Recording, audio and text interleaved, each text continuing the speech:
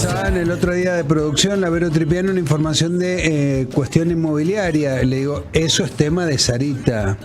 Sarita es experta en temas inmobiliarios, así que avanzamos con la nota, es toda tuya. Es una actividad que refleja mucho cómo se está moviendo la economía todo el tiempo, y por eso vamos a hablar con Matías Rigui, que él es consultor inmobiliario y es fundador de Inmometric, que es una herramienta muy interesante que van a lanzar próximamente desde la actividad para monitorear con números precisos cómo viene la actividad inmobiliaria en Mendoza.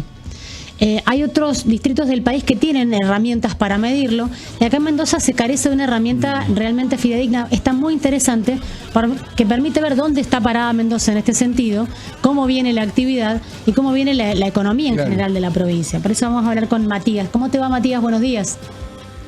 ¿Qué tal? ¿Cómo les va? Buen día a todos. Bueno, ¿de qué se trata esta herramienta? Contanos un poco y qué es lo que persiguen con ella.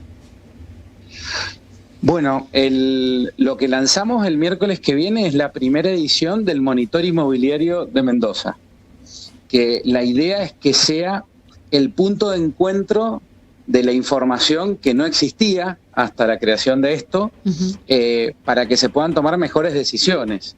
La gente de a pie y también los grandes tomadores de decisiones, y sobre todo los profesionales que asesoramos, que hemos venido asesorando a ciegas durante mucho tiempo, porque ustedes saben que, como muchas cosas buenas, esto surge de una gran carencia. En Mendoza no tenemos datos oficiales, como en todas las demás provincias, ¿no? Yo ayer, por ejemplo, recorría todas las publicaciones nacionales, ¿no? Infobae, Clarín, todos los diarios nacionales, y se publicaron la cantidad de escrituras de porteñas, ¿no? Sí. Y se desagrega cómo fue la mejor 41 meses consecutivos de aumento de escritura, la mejor cantidad de hipoteca de los últimos 10 años. Bueno, eso en Mendoza no existió nunca. Entonces, nosotros lo que hicimos con un grupo de profesionales, esto es lo lindo, que no es una iniciativa de una persona o de un grupito, sino es un grupo muy numeroso de profesionales que dijeron, bueno, pongámonos manos a la obra. En este caso, corredores inmobiliarios muy serios, digamos, apasionados por tomar decisiones en base a datos y dejar de manejar el avión con los ojos vendados, porque cuando una persona te dice, ¿me conviene hacer este edificio acá?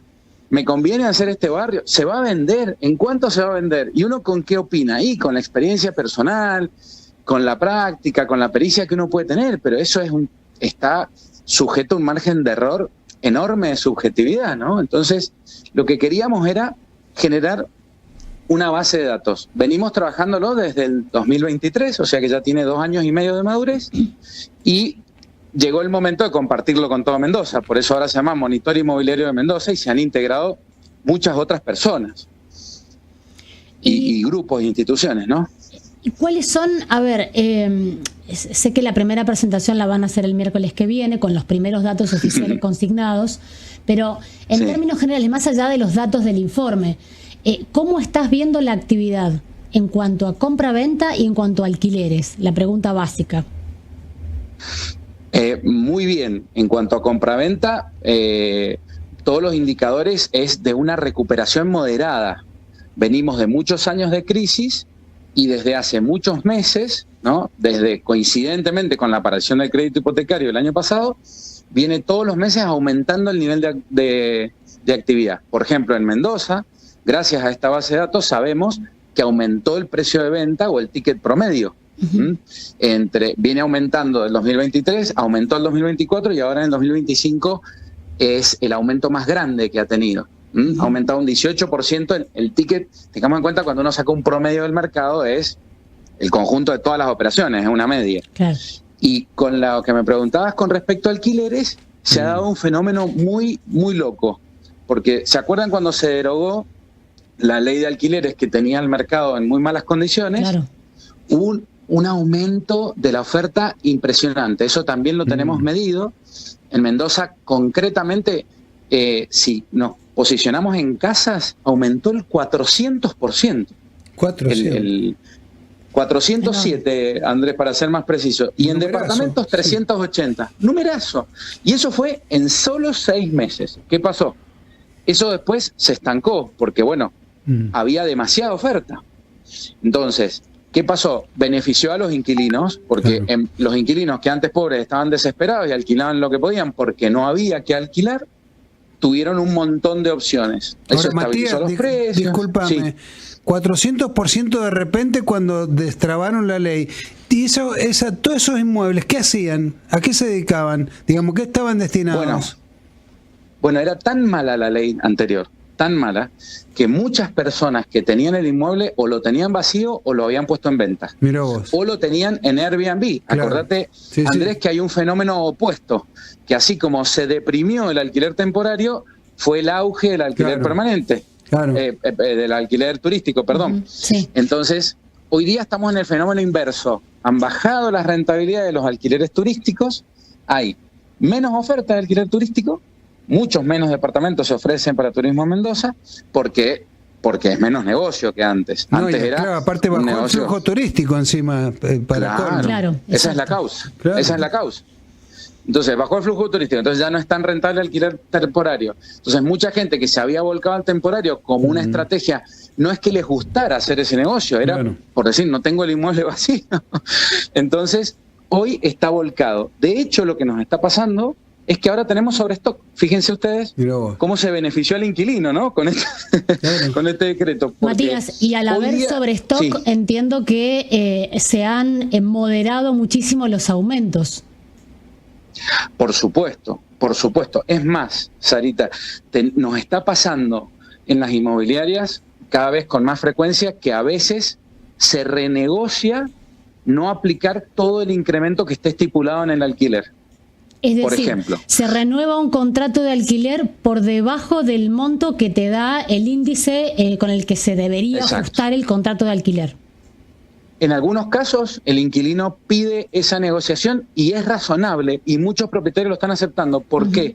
Porque el inquilino te dice, mira, en el mismo edificio, departamentos idénticos que están vacíos, se están ofreciendo más barato de lo que a mí me toca con el incremento. Entonces, me mudo. ¿Por qué? Bueno, porque es el fenómeno del sobrestock. Lo contrario de lo que les pasaba a los inquilinos cuando había escasez, que les pedían un 30% más de lo que valía un alquiler y no tenía otra opción, lo tenía que hacer porque no había otro alquiler en el barrio, por ejemplo. Claro, ahora, entonces, bueno.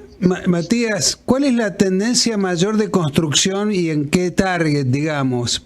A ver, ¿por qué te lo pregunto? Donde yo vivo, zona Luján, Maipú, es un auge de emprendimiento de barrios cerrados, todo barrio cerrado. Sí. Y por otro lado hay complejos, que se me ocurre, los Vistacruz, que están ahí cerca de Palmares, que están en la tercera etapa del tercer edificio. Entre esos dos rubros, te menciono dos rubros como ejemplo.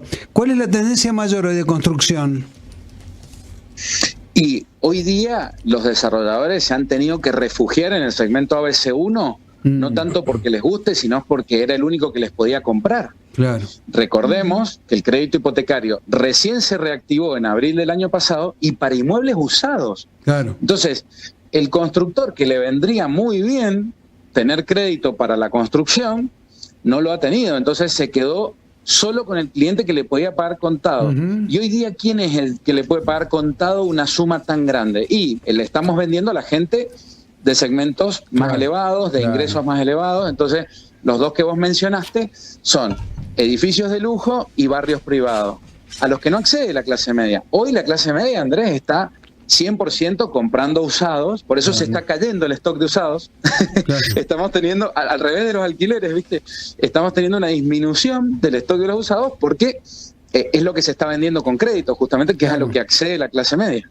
Eso que vos planteas se refleja muy bien en una nota que hizo Analía Doña en el Diario 1, a partir de un dato que nos daba la Municipalidad de Capital, que en todo el circuito en torno a la Emilio Civit y a la calle Sarmiento de Ciudad, se están construyendo en este momento cerca de 14 torres, todas de oficinas o departamentos, todo ABC1, como vos bien decís.